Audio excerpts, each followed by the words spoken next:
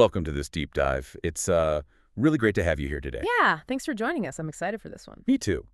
Because today we're exploring a topic that is just universally relatable for, well, anyone who has ever tried to study a language. Oh, absolutely. It's a very common struggle. Right.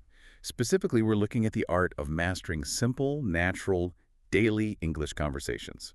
And we have a really interesting stack of materials for this deep dive, don't we? We do. We're pulling from um, practical language guides, some curated vocabulary lists, and this is my favorite part, some really fascinating behavioral notes on how conversations actually flow in the real world. Which is incredibly revealing. It really is.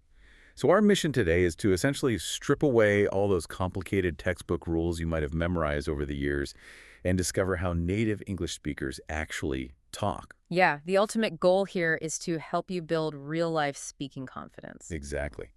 Because let's be honest about the reality of language learning for a second.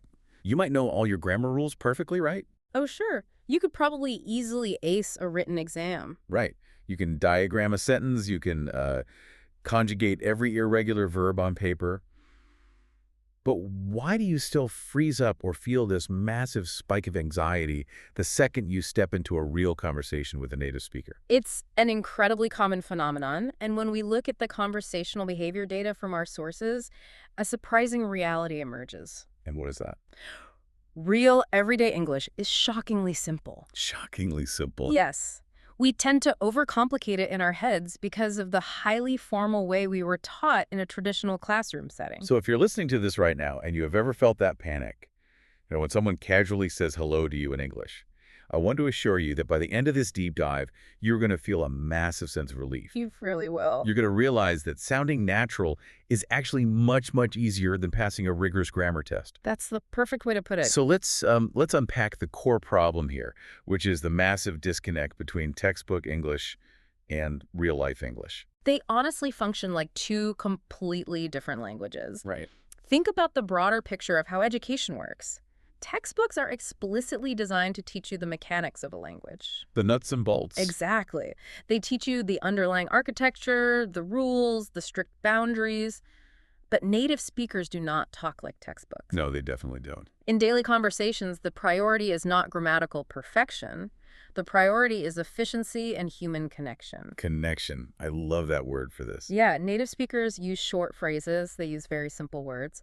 And because of that simplicity, they tend to speak quite fast. Which can be terrifying for a learner. It can be, but the overall tone of a real conversation is actually relaxed and friendly. It's not formal and rigid like a textbook dialogue. I think we've all experienced that moment of shock, though. I actually have a friend who spent years learning English strictly from textbooks back home. Oh, this should be good. Yeah, so he came over to visit. We went to a casual coffee shop. And when the barista asked him how he was, he replied in this perfectly constructed, highly formal paragraph. Oh, no. I mean, he sounded like a Victorian diplomat ordering a latte. That is hilarious. The barista was completely thrown off. Well, that is the perfect illustration of the disconnect. A standard textbook dialogue teaches you to ask, "How are you doing today?" Right. And then it teaches you to reply, "I am doing very well." Which sounds so stiff. To a native ear, it sounds incredibly stiff. In real life, native speakers almost never say that. They just say, "How are you?" And the response is simply, "I'm good." It's so much faster. Yeah. But, it also changes the whole vibe of the interaction. How do you mean? Well, when you say, "I am doing very well," it almost feels like you are putting up a wall. It's so formal that it naturally distances you from the other person. Exactly. It completely alters the social dynamic. And this actually brings us to a major piece of advice we extracted from the language guides. Okay, let's hear. It's the absolute necessity of simplifying your vocabulary. Learners are strongly advised to avoid long, difficult academic words in daily speech. Words like what? Words like therefore, however, or additionally. They have almost no place in casual, natural conversation. You would just use so, but, and also instead. Wow. That immediately lowers the stakes, doesn't it? It really does. You don't need to walk around with a complex thesaurus running in the back of your mind just to buy a coffee. No, you don't. And it's not just the transition words either. Even positive adjectives can and honestly should be simplified. Like instead of trying to remember words like excellent or fantastic or wonderful. Exactly. Instead of racking your brain for those, you can just use good, nice, or fun. It all comes down to cognitive load, right? Spot on. When you're in a live conversation, your brain is already working incredibly hard just to listen, process what was said, and formulate your response. It's a lot of plates to spin. It is. So if you're also trying to pull a word like fantastic out of your memory bank, you might hesitate, you might stumble. And suddenly, the natural rhythm of the conversation is broken. Right. But a word like good, that is a low-effort word. It's always right there on the tip of your tongue. Using simpler words keeps the conversational flow going smoothly. Less memorization, more actual talking. Mmm. I love that. You don't have to prove how smart you are by using big words. You just have to connect with the person in front of you. That's the whole secret. So let's take this philosophy and apply it to some of the most common situations. Because daily conversations usually happen in very predictable environments, right? Definitely. You're greeting a friend, you're talking at school or work, or maybe you're meeting someone new. And the beginning of the conversation really sets the trajectory for the entire interaction. Oh, for sure. If you start relaxed, you'll stay relaxed. But if you stumble on the greeting, that anxiety tends to carry through the rest of the chat. Right. And one of the most common casual greetings out there is, "What's up?" Yeah. Now, I feel like this one causes unnecessary panic for language learners. People know what the phrase means, but they freeze because they think they need to provide this detailed update on their life. Yes, the pressure to deliver a substantial answer is a total trap. What's up? Is really just a casual way of acknowledging someone. It's almost a social reflex. So how do the behavioral notes suggest we answer it? They provide these brilliant low-pressure replies. You can simply say, not much, or nothing special, or even just not much, just relaxing. I love how those short answers completely diffuse any pressure. They really do. You don't need to invent a complex story about your day. Not much is the perfect universally accepted response. It bounces the conversational ball right back to the other person without demanding too much from either of you. It's an invitation to just exist in the same space casually. Exactly. Now, if you are in a slightly more standard situation, maybe not completely casual with a close friend, but not overly formal either, you might encounter the classic, "Hi, how are you?" And the best natural responses to that are just as straightforward, right? Like, "I'm good, thank you," or "I feel fine." Yes. But there is a mechanical detail here that our sources highlight, and it is so important for sounding natural. Oh, right. Let's get into the mechanics. This is a crucial point regarding the mechanics of spoken English. Native speakers rely heavily on contractions. Heavy reliance on contraction. Yes. This is how they speak faster and sound more fluid. The guides explicitly state to use I'm, your, it's, and that's instead of fully separating the words. Instead of saying I am, you are, it is, and that is. Correct. You know, it's funny how something as tiny as a contraction changes the whole psychological vibe of the sentence. How so? Well, saying I am good sounds a bit robotic, but saying I'm good blends everything perfectly. It softens the whole interaction. It physically changes the rhythm of your speech, too. English is what linguists call a stress-timed language. Okay, what does that mean in practical terms? It means we naturally emphasize certain words and schwank others. When you use contractions, your mouth literally doesn't have to work as hard on the less important structural words. And that naturally speeds up your speaking rate to match that of a native speaker. Furthermore, it signals to the person you are talking to that you are comfortable and relaxed. Comfort and relaxation. Absolutely. That is exactly the energy we want. Absolutely. But a good conversation isn't just about saying hello and then silently staring at each other. Yeah, hopefully not. It's an ongoing exchange. You have to react to what the other person is saying. The art of the reaction is incredibly important. It's actually often overlooked in traditional language learning. Which is a shame. It is, because reacting naturally is what keeps the conversation alive and interactive. So let's talk about showing agreement. The guides highlight the phrase, sounds good, Yes, a very common phrase. which simply means, I like that idea. Right. For example, someone says, let's meet at 6, and you reply, sounds good. Perfect application. But let me play devil's advocate for a second here. Fire for it. If I am talking to a colleague at work, doesn't sounds good seem a little too casual? Shouldn't I be more professional in an office setting? It's a totally fair question. But in modern English, brevity often signals warmth and alignment rather than disrespect. Interesting. If we analyze why sounds good works so well across almost all contexts, it's because it replaces complex formal sentences of agreement that can actually feel alienating. Like saying, I agree with your proposal to meet at 6 o'clock. Exactly. That sounds like a rigid business contract, but sounds good. Builds friendly rapport instantly. It implies that you and the other person are on the exact same wavelength. It's the verbal equivalent of a quick thumbs up. That's a great way to think about it. Frictionless. Okay, what about when someone asks you for a favor or thanks you for something? Again, simplicity is the winner here. The recommended phrases from our sources are no problem, meaning it is okay, and of course, meaning yes, sure. So if someone asks, can you help me with this? You just say, of course. Or if they say thank you, you reply, no problem. Exactly. These phrases act as social glue. They are effortless. Social glue. Yeah, because when you say no problem, you're subtly communicating that helping them was no burden to you at all. It's polite without being overly formal, which naturally makes the other person feel more comfortable. Well, that makes perfect sense. Okay, Let's look at the other end of the interaction. wrapping things up.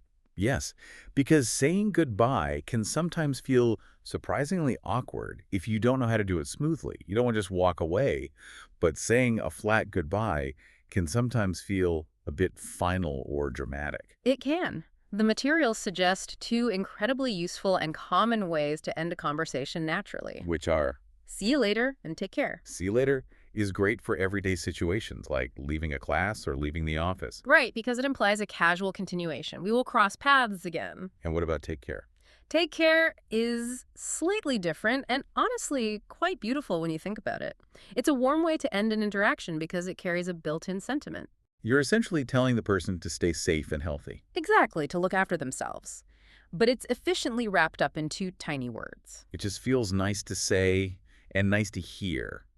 It's an economy of emotion. I like that phrasing. Thanks. So we have covered the vocabulary and the phrases, but what does this all mean for the actual mindset of the learner? Now we get to the really good stuff. Right. This brings us to a fascinating shift in our deep dive, moving from the vocabulary itself to the psychology of speaking. The overarching theme here is that the key to overcoming your nerves is fully embracing simplicity.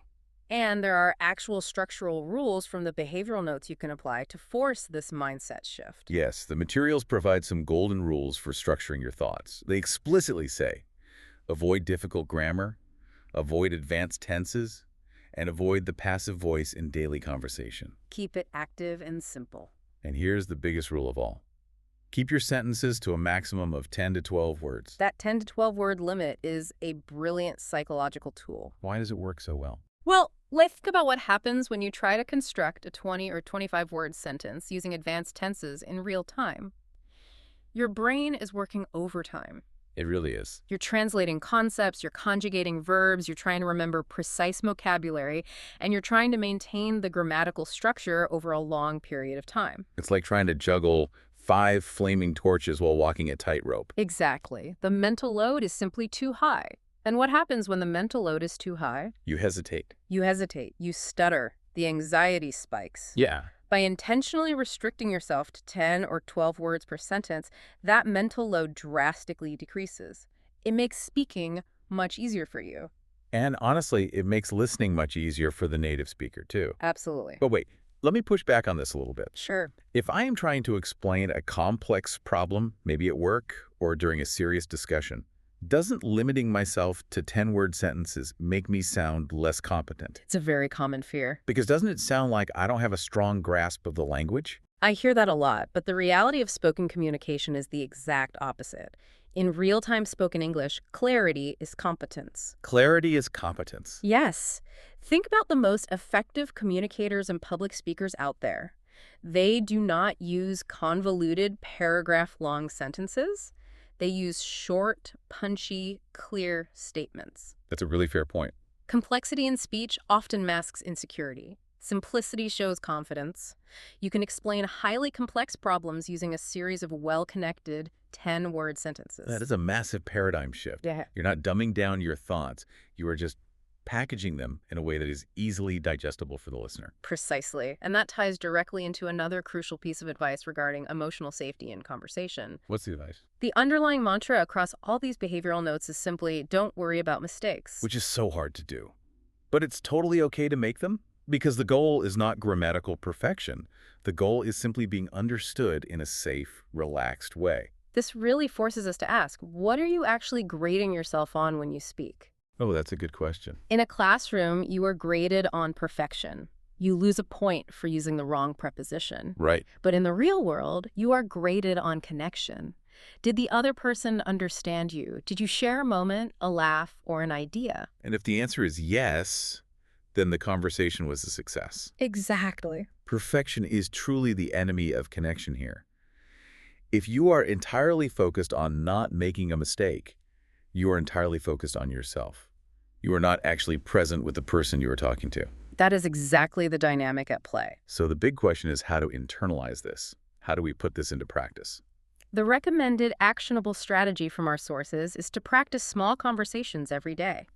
Even just 5 minutes of daily practice makes a huge difference. Just 5 minutes. Yes, consistency is far more important than duration. Those 5 minutes daily train your brain to retrieve these simple phrases quickly without panic. So it's about speed of recall. Yes, it helps you sound more natural, it helps you speak faster, and crucially, it trains your ear. Ah, listening comprehension. Exactly.